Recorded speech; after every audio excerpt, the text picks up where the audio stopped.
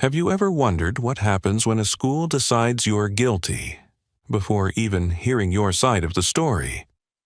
When Danielle Carter, a brilliant high school senior, was accused of cheating on the biggest science exam of her life, her entire future was suddenly at risk.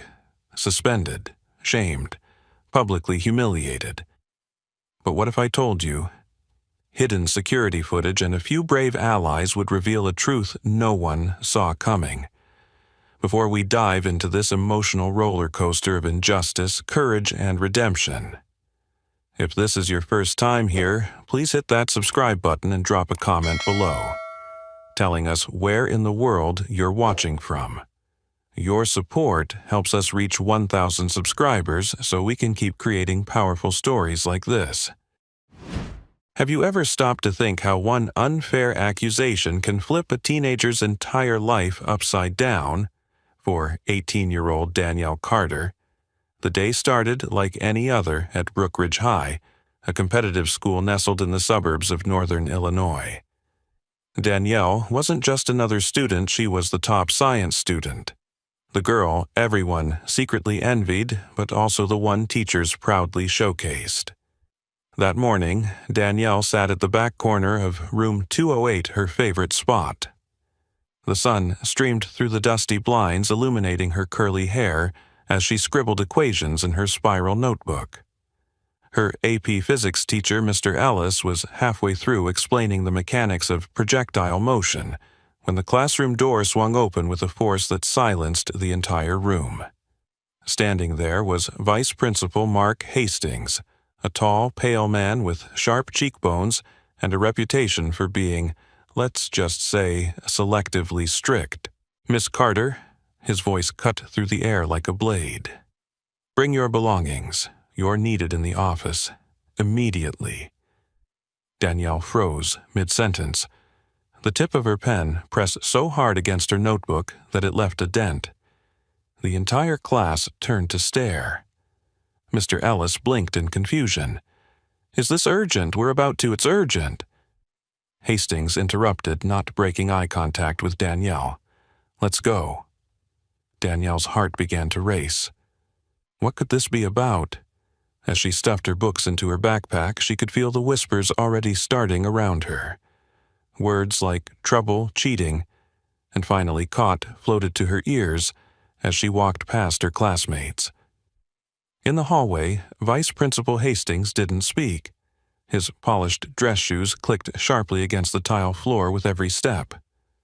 Danielle's stomach twisted with anxiety. Upon reaching the administration wing, Hastings opened the door to the disciplinary review room, a windowless, cold space with one table and two chairs. Sitting across from where Danielle was expected to sit was Mr. Carter, her father, still in his construction uniform, eyes wide with confusion and frustration. "Dad," Danielle whispered. Before he could answer, Hastings closed the door behind them and pulled out a thick manila folder from under his arm. "Miss Carter," he began flipping open the file, "you're being accused of academic dishonesty during last week's regional science aptitude test." Danielle blinked. The words didn't make sense at first. "Excuse me. What your test answers, every single one of them match the grading key, word for word. Even your diagrams were identical in style and sequencing." Danielle's throat went dry. "That's because the answers were standard for that set of questions," she stammered. "They're based on universally accepted models. Anyone trained in physics would approach them the same way." Hastings leaned back, expression unreadable. "That's not how the review board sees it. They find your performance statistically improbable." Mr. Carter slammed a calloused fist on the table. "You called me out of work for this, to accuse my daughter without even talking to her teacher." Hastings didn't flinch. Her teacher is not responsible for academic integrity investigations. That falls under my jurisdiction. Danielle's hands began to tremble. She had spent weeks preparing for that test, working late nights reviewing textbooks and solving practice problems over and over again. Now it felt like all that effort was being erased by a single assumption. "Do you have any real evidence?" she asked, struggling to keep her voice steady. "The evidence," Hastings said slowly, "is that your answers match the key to an extent that strongly suggests you had access to it beforehand." Danielle opened her mouth to respond, but Hastings continued before she could speak. "This will go on your permanent record unless you confess. If you admit to the misconduct, the consequences will be more manageable. A 5-day suspension, disqualification from upcoming competitions, and academic probation." Her father stood, his face red with anger. "You want her to confess to something she didn't do over what matching answers?" Danielle blinked back tears. "I didn't cheat. I swear I didn't." But Hastings only gave a slow, disapproving shake of his head, like her denial was just part of the script he'd seen too many times before. "This meeting is over," he said, gathering his papers. "You'll receive formal notification this afternoon." As he left the room, Danielle and her father sat in stunned silence. The door clicked shut behind him, leaving them alone with the crushing weight of injustice. Her dad finally spoke, voice low but fierce. "We're fighting this. I don't care what it takes. And we're not letting them do this to you." Danielle nodded, but deep inside fear clawed at her. She knew how these things went. Once an accusation like this started, clearing her name would be like swimming upstream during a hurricane. By lunchtime that day, the rumors had already begun spreading like wildfire across Brookridge High. "Did you hear Danielle Carter got caught cheating on the science aptitude test? No way. She's always been like a genius." "Exactly. That's why it makes sense. No one's that perfect without cutting corners." Danielle sat alone at the corner table in the cafeteria, untouched sandwich sitting in front of her. She stared at her phone, scrolling through the countless messages from classmates. Some were filled with pity, others with thinly veiled satisfaction, and more than a few outright celebrated her downfall. Her best friend, Maya Lopez, approached, cautiously dropping her tray on the table and sliding into the seat across from her. "I don't believe any of this," Maya said firmly, eyes blazing with loyalty. "You've worked too hard for anyone to accuse you like this." Danielle forced a weak smile, but said nothing. "Have you talked to Mr. Ellis?" Maya asked. "He'll back you up," I tried, Danielle whispered, but Hastings already got to him. "Said all questions about the case have to go through the vice principal's office." Maya's face turned red with frustration. "That's shady, real shady."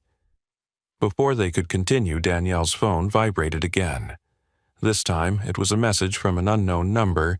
"Meet me behind the gym after 6th period. I know something about the test day." Danielle's heart skipped a beat. She showed the message to Maya. This could be a trap, Maya warned, or it could be the break you need. Danielle nodded slowly. "I'm going. I have to." By the time 6th period ended, Danielle's nerves were on fire.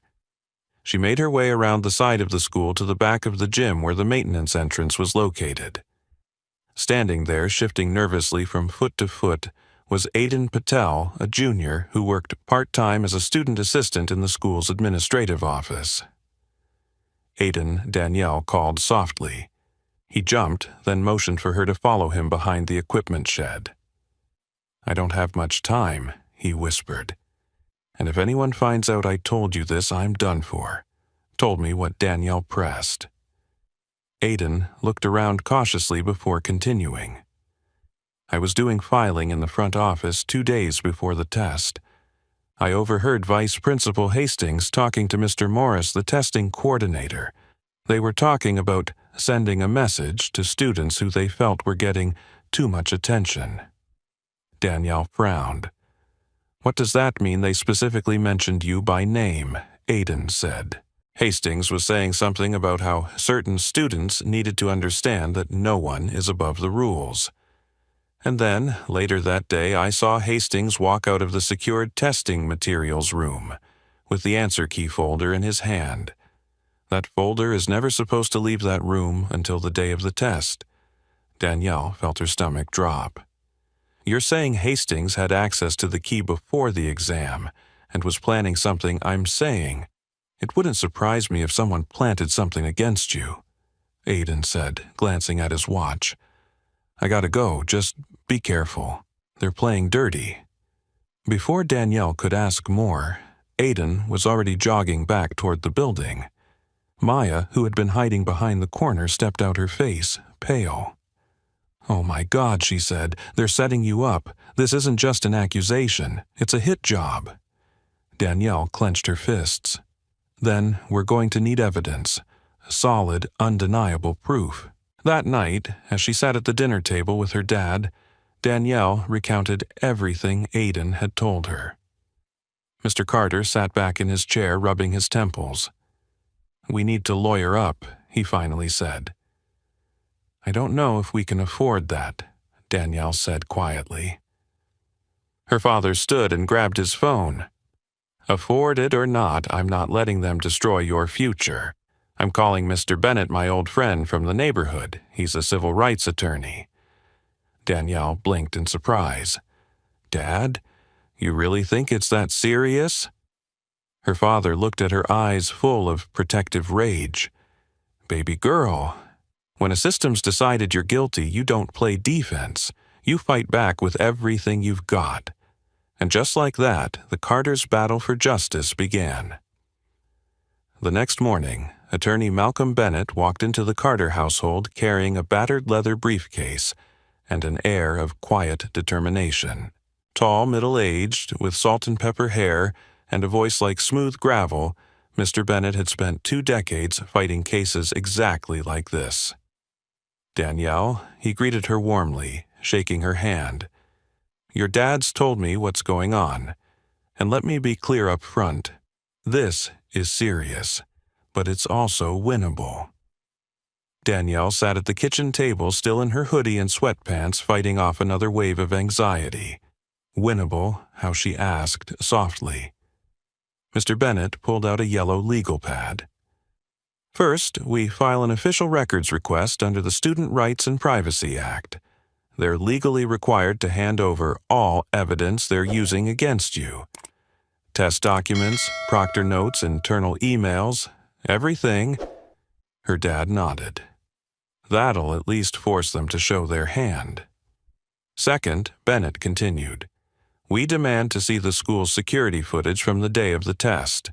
Any room where testing materials were handled any time Vice Principal Hastings entered unauthorized spaces. All of it. Danielle's heart lifted slightly for the first time in days. There are cameras in the administration wing, right? She asked. Correct. Mr. Bennett confirmed. And once we get that footage, if there's even a hint of tampering or protocol violations, we have grounds for escalation. The plan was set in motion.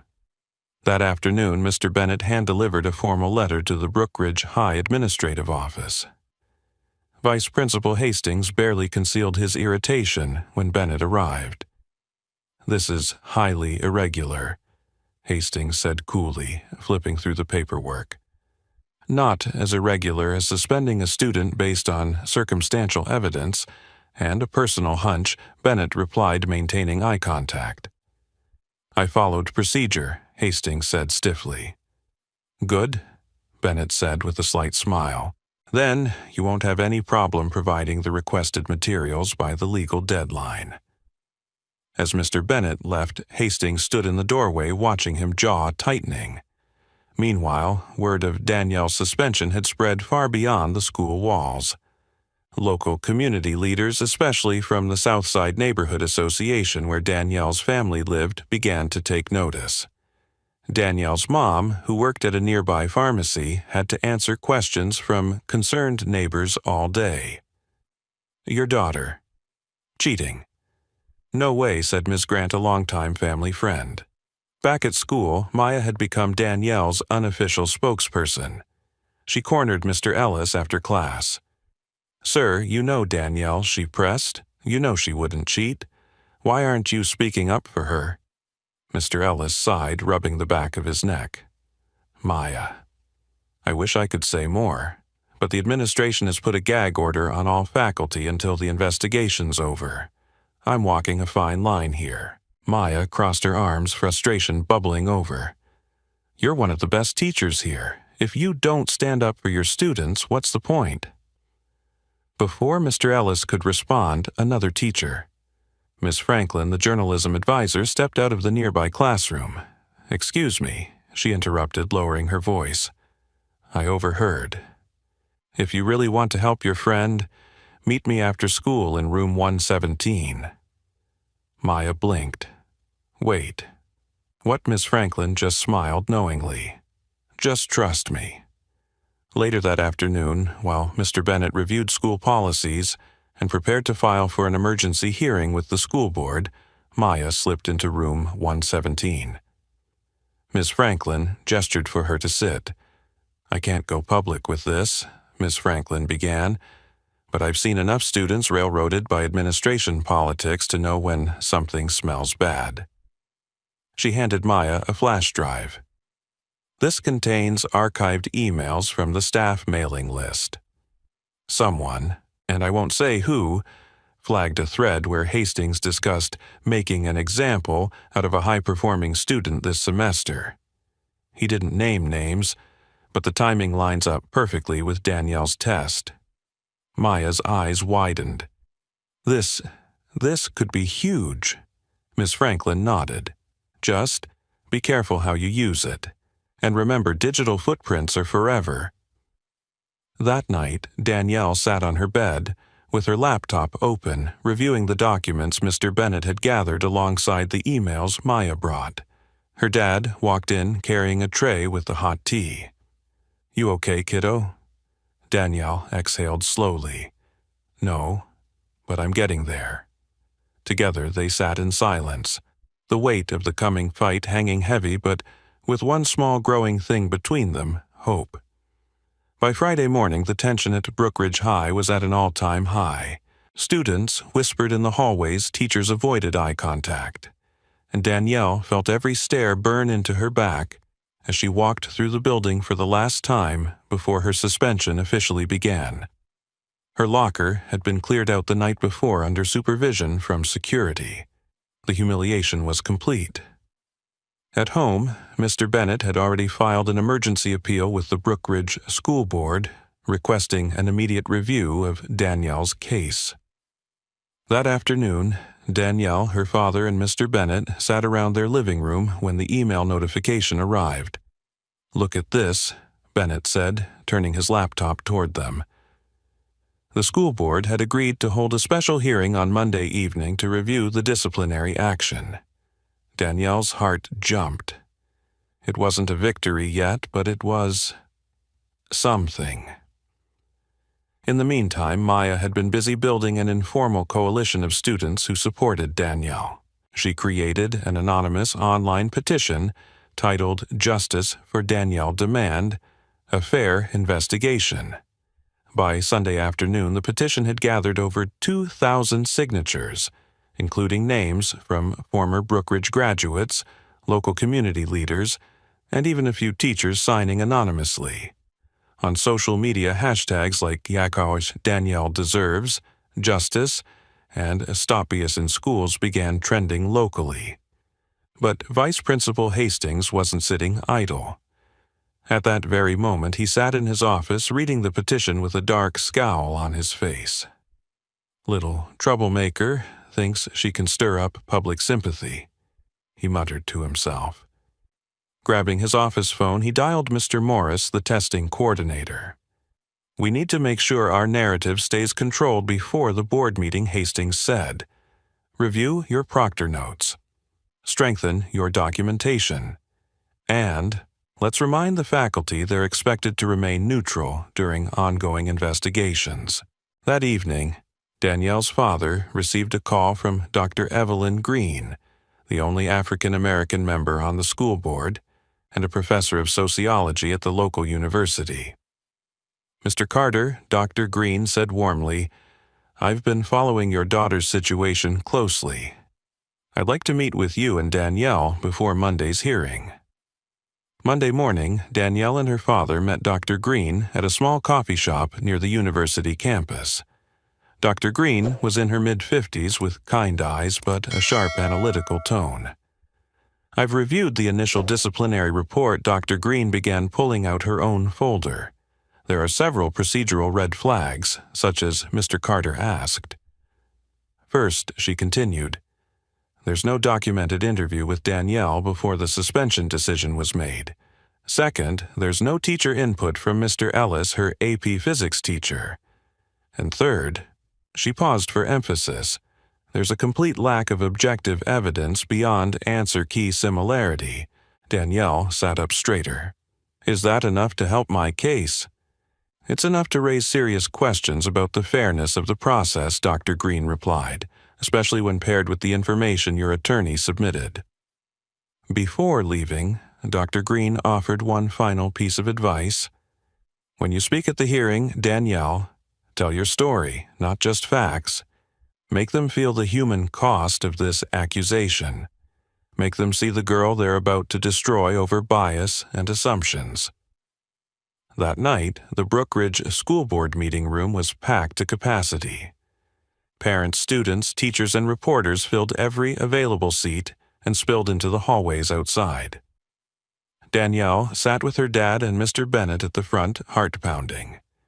At the opposite table sat Vice Principal Hastings, flanked by Mr. Morris and two district lawyers.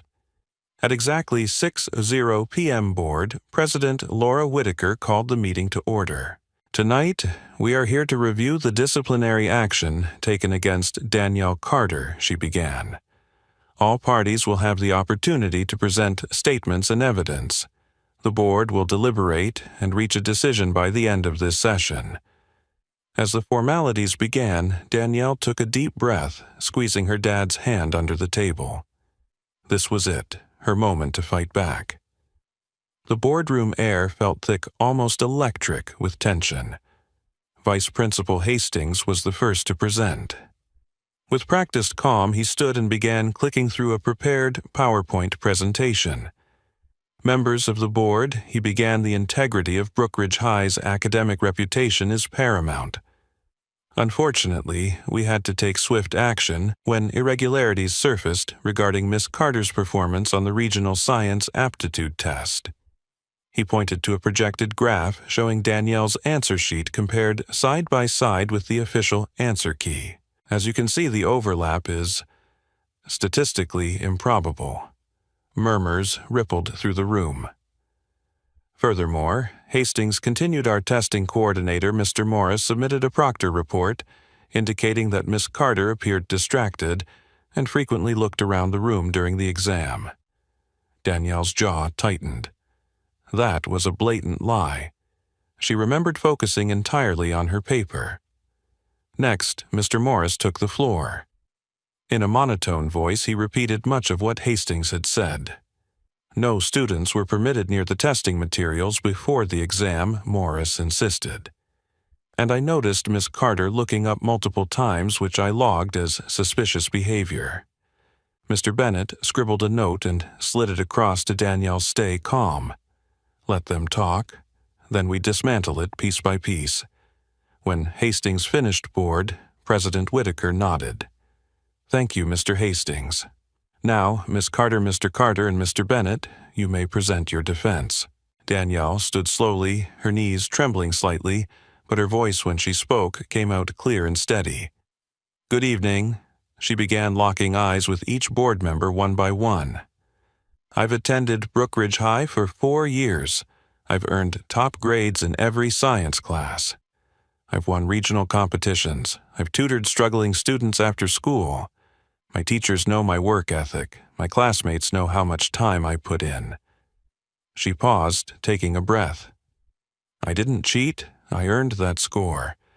And the idea that my success is being called suspicious just because it exceeded expectations hurts more than I can put into words." A few board members nodded silently, their faces softening. Mr. Bennett rose next. Ladies and gentlemen, he began, his tone smooth but powerful. Let's talk about evidence. So far, all you've seen is an answer key comparison and a subjective comment about Danielle's body language during the test. He clicked his own presentation on the screen. However, here's what the school conveniently didn't mention. First, he showed copies of Danielle's practice test scores from months prior, all in the top percentile.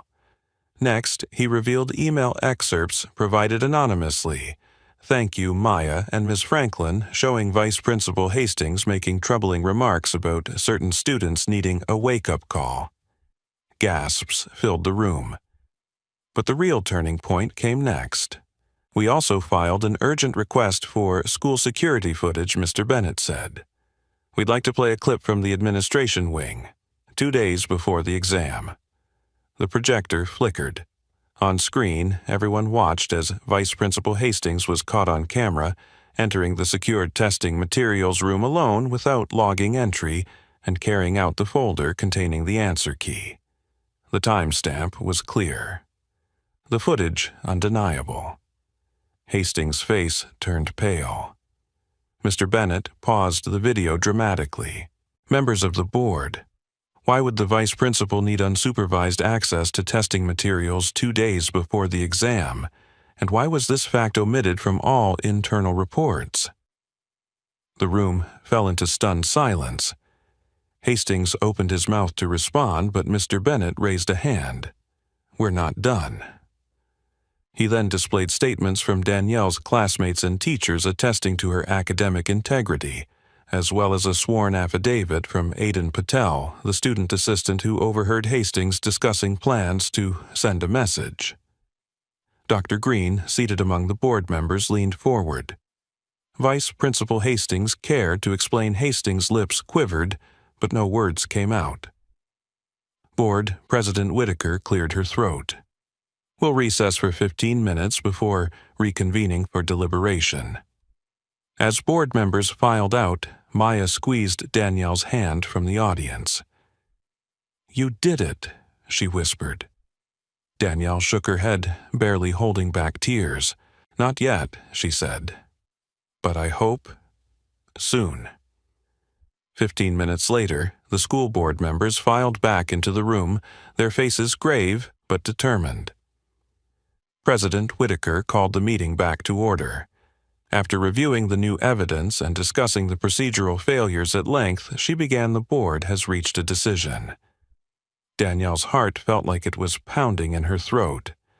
We hereby rescind the suspension of Danielle Carter, Whitaker announced. All disciplinary records relating to this incident will be expunged from her file immediately. A wave of gasps and murmurs rippled across the audience. Danielle's dad exhaled loudly, pulling her into a fierce hug. Maya jumped to her feet, clapping, before quickly covering her mouth when she realized it wasn't technically allowed. But Whitaker wasn't finished.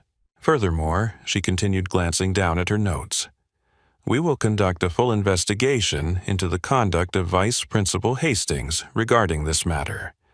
Effective immediately, Mr. Hastings is placed on administrative leave pending the outcome.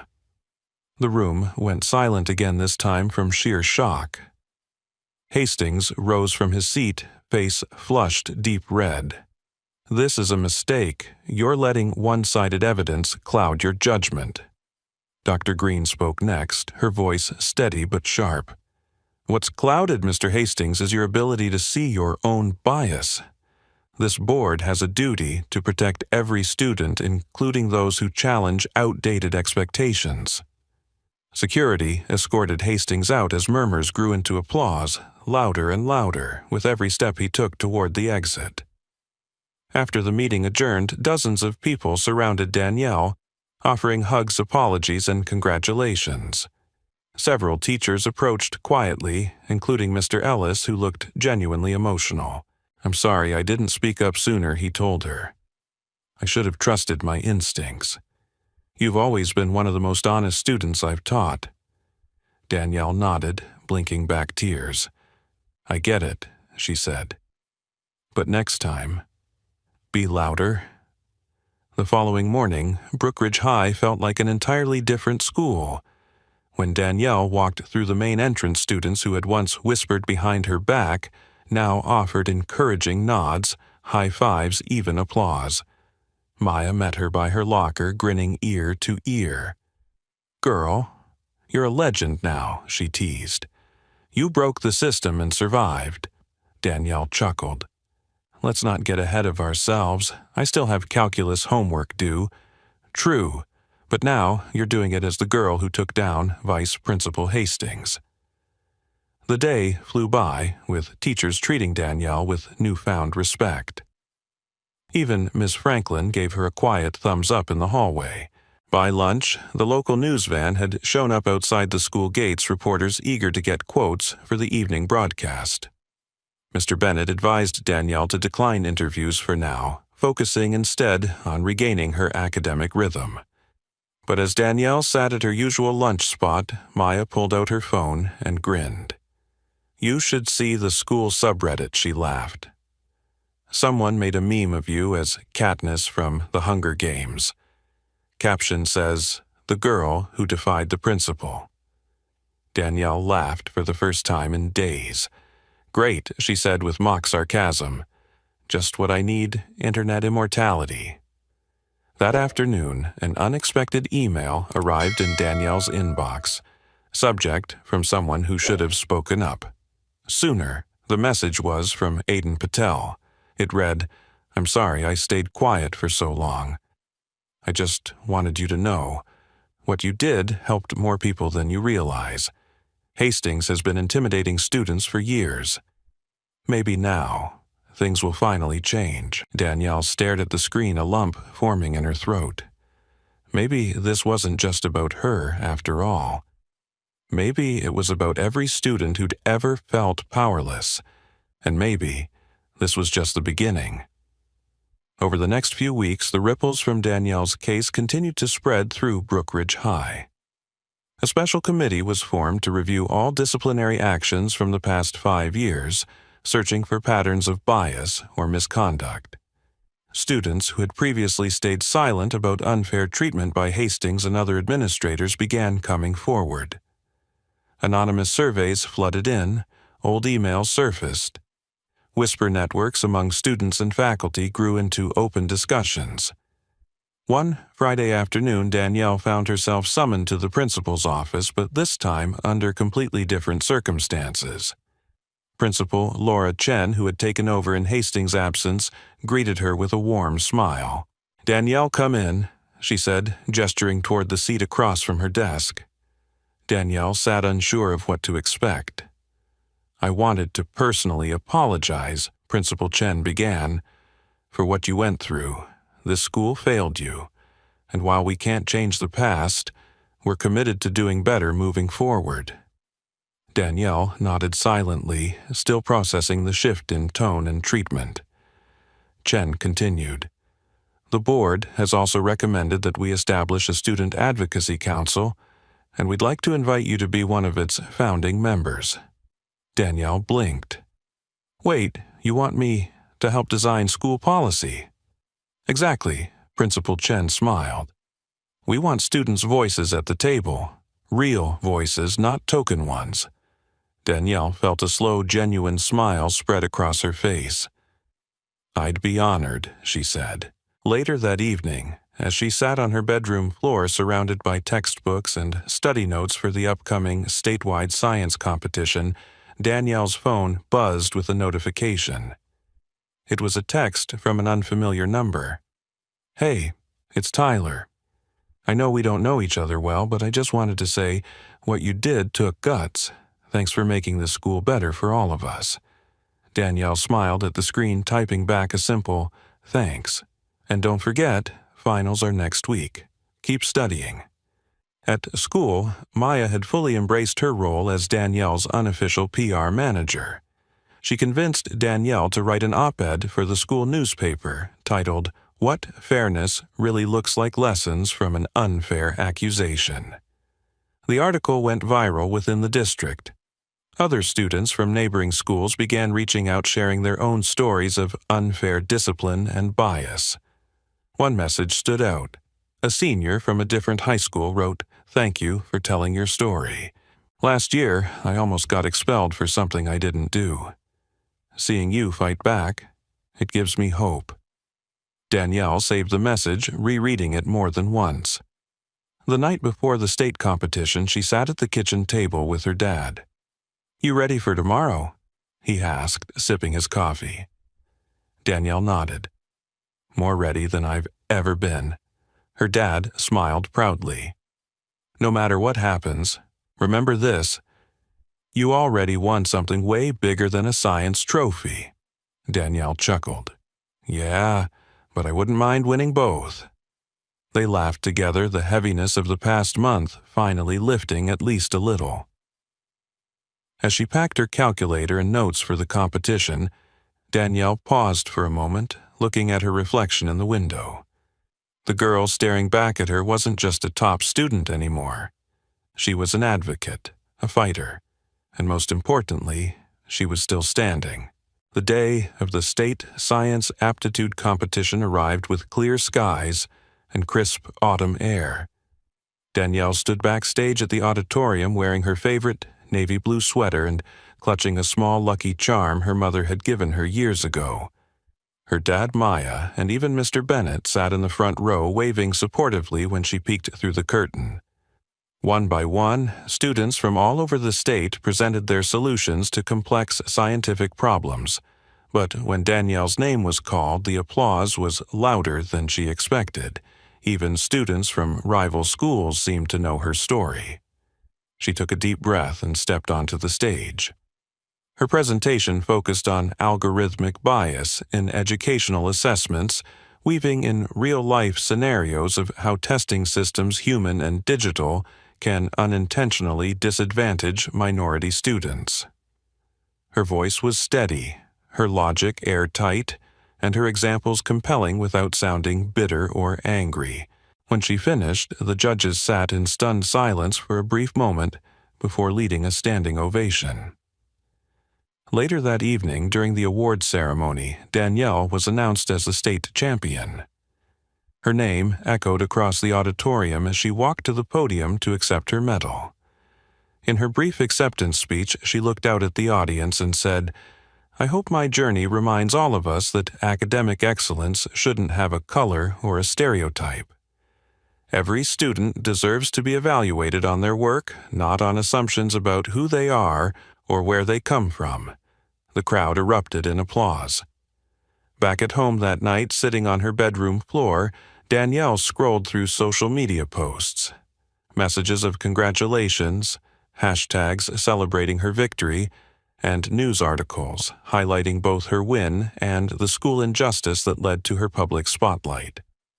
Her inbox was full of university recruiters, science organizations, and advocacy groups wanting to connect. Among the many messages was one that caught her eye. Sender, Dr. Evelyn Green. Subject opportunity, Danielle. We'd love to have you as a student speaker at next month's Educational Equity Conference at the university. Your story is exactly the kind of real-world perspective we need. Danielle smiled, heart full but steady. The girl they had tried to tear down had not only survived, she had turned the worst moment of her high school life into a platform for change. As she turned off her desk lamp and settled into bed, one thought lingered in her mind. This wasn't just her victory. It was for every student who had ever been doubted, sidelined, or told they didn't belong. And tomorrow, the fight for fairness would continue. Danielle's story is more than just about clearing her name. It's a reminder that bias, whether intentional or not, can derail the futures of students who deserve better. But it also shows us something powerful. When you stand your ground, speak your truth, and find the courage to fight back, change is possible. If this story inspired you, please like the video, leave a comment, and subscribe to our channel to help us reach our goal of $1,000 subscribers. The more support we get, the more real-life stories like Danielle's we can bring to light. Together, let's build a platform that champions justice one story at a time.